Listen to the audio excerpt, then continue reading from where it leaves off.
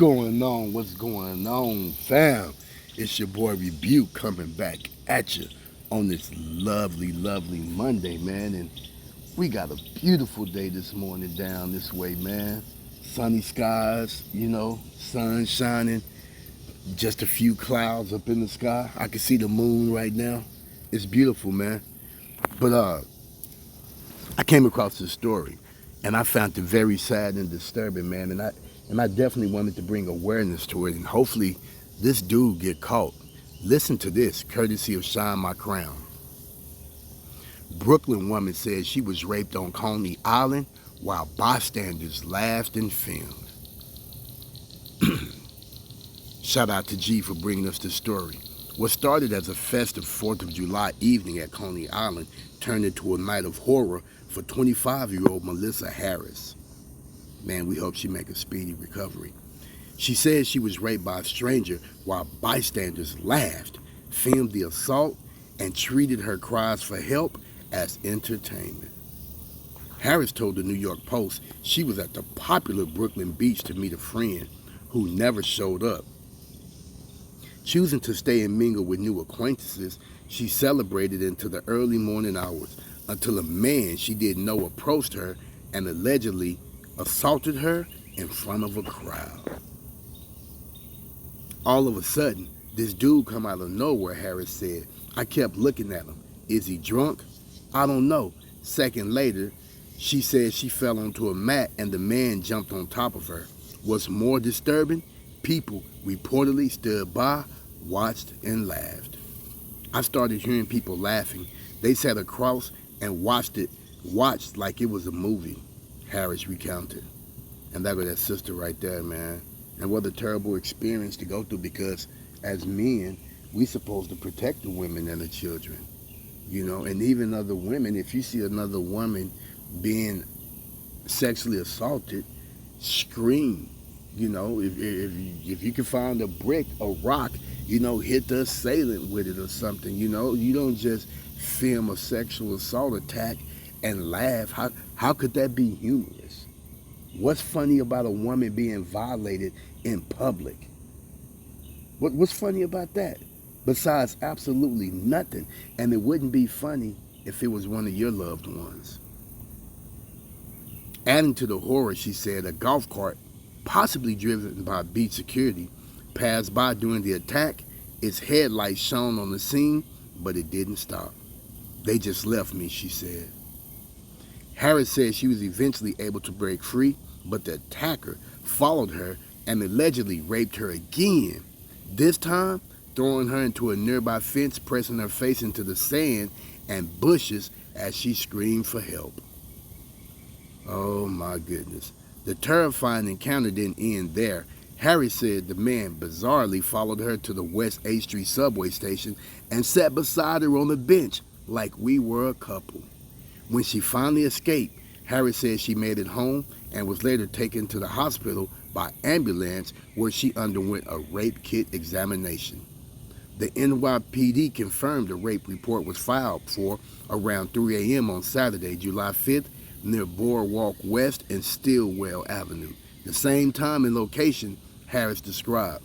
The suspect is still at large and was described as a man in his 20s. So let's hear her account. So we're going to watch this for fair use and educational and commentary purposes only. Let's roll that clip. I just literally remember being right here, because I just remember it was in the middle of everything. This is the spot where Melasia Harris says she was raped on the beach in Coney Island near Stillwell Avenue around 3 a.m. in the overnight after July 4th. CBS does not generally identify sexual assault survivors, but Harris gave permission in hopes it leads to the suspect being caught.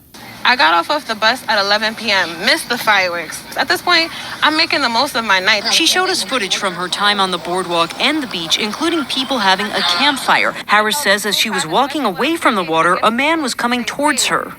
He gave me bad vibes. I really looked at him. He had a scar on his lip. I tried to run away and I fell 3 times. She says when she tripped on this blue mat, the man forced oral sex on her. He saw that I was on the floor, and that's when he put his face between my legs, and I started screaming, and everyone started laughing and recording me. Nobody helped. Nobody stopped. I swore if I'm wrong, if they play the video, I swore he had a book bag, and that's what made my heart beat, because I'm from Brooklyn. Like, a man with a book bag and you don't know what's inside. She says at one point, a golf cart like this one shined a light on them, but drove off. When she walked away to leave, she says he followed her down Stillwell Avenue and raped her. He bent me over here, and he raped me. My face hit the bushes. I couldn't do anything. So it was just like, I was just really scared. And then I was like screaming for help. Law enforcement sources confirmed there was a report of a rape at Coney Island Saturday. Harris says there were witnesses to both attacks, and she is asking them to come forward. No, I was just terrified. I couldn't fight that. What is your message now? This man needs to be put in jail. She's shared her story on social media. Harris says she's in contact with the NYPD Special Victims Unit and hopes sharing this story here will help bring them more clues to catch the suspect. And that's just terrible, man. That is absolutely terrible. You know what I'm saying? Our heart and prayer goes out to the victim. You know, and the people that did film that, you know, if you did happen to catch it, man, the first thing that you should have done is turn that in to the authorities, you know, and get this man off the streets, because it could be you, you know, it could be you. But you two, what do y'all think about these disturbing details right here? And ladies, try to be vigilant. Try to be careful, man. If you're not allowed to carry a gun where you from legally, carry a knife, carry a pocket knife, carry your fingernail file, carry some mace. You know what I mean? If you don't have none of that, I tell you something you ladies do have all the time that you can use as a weapon, and it'll be very effective. Use your keys, even your house keys, your car keys. You ball a fist and you put that key right in between those two middle fingers, and you ball the fist, and now you got a key sticking out of your fist. And you take that ball fist and you hit that rapist in his mouth. You hit that rapist in his eye. You hit him any and everywhere that you can to make sure that you make it home safe and he don't get a chance to take advantage of you. You ladies have to be prepared. We hope and pray that something like this never happened to any woman. But be prepared so that you can protect yourself, so that you can fight back. And you fight back. You fight back. You have every right to fight back. Scratch his ass, try to get his DNA up under your fingernails, pull his hair out, whatever you got to do to take some evidence with you to get that what do they call them cats? Those sex offenders, to get his ass caught and get his DNA in the registry and get him off the streets. But man, that's crazy, man. That's crazy. And that's why it's not good to be out there celebrating them pagan holidays either, man. You know? I know what 4th of July was. It fell on a Friday. And that's when the Shabbat starts. Friday at sundown to Saturday night at sundown. And when you observe it, when you're observing the Shabbat and remembering the Shabbat and keeping it holy, you know what I'm saying? That's exactly what you'll be doing. So, you know, our heart and prayer goes out to the sister.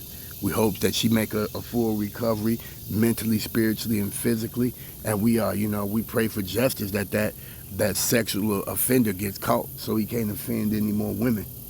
Man, drop them comments below, man. And I'll catch you on the next episode. Peace.